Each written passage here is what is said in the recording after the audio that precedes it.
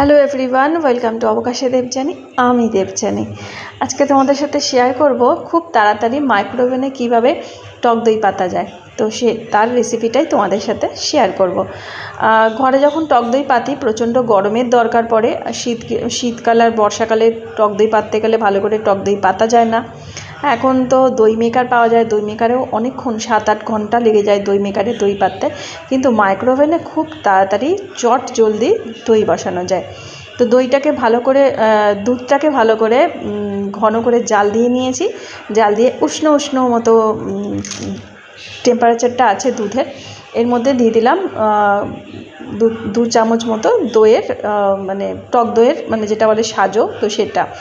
আর এই দইটা মানে যে প্যাকেটের এই দইটা হচ্ছে মাদার ডেয়ারির দই। তো ওই দইটা না এমনি দিয়ে দিলে খুব বেশি মানে ফ্যাটাতে লাগে না, খুব সুন্দর একদম মিক্স হয়ে যায় দইটা।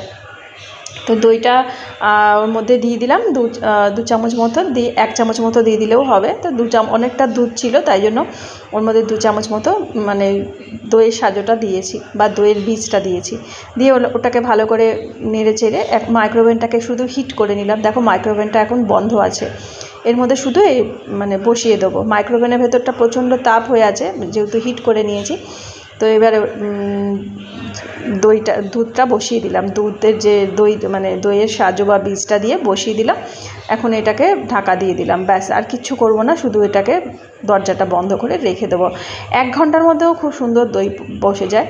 আর মাইক্রোওভেনে যদি হাতে মানে কাজ না থাকে তো তাহলে কোনো অসুবিধা নেই, মানে মাইক্রোওভেনটা যাতে রেস্টে থাকে, তাহলে ওর মধ্যেই থেকে গেল। পরে যখন জমে যাবে বার করে শুধু ফ্রিজে রেখে দাও, তারপর ঠান্ডা হলে বার করে খাও।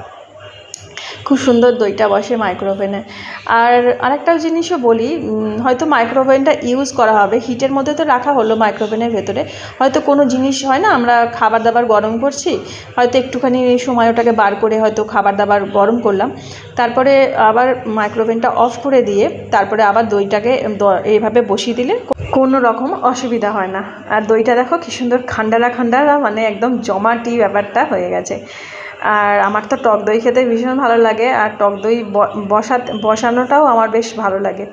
তো ভাবলাম একটা ছোট্ট ভিডিও তোমাদের সাথে শেয়ার করি, মাইক্রোওভেনে কীভাবে টক দই চটপট 1 ঘন্টার মধ্যে বসানো যায়। কেমন লাগলো ভিডিওটা কমেন্ট করে লিখে জানিও।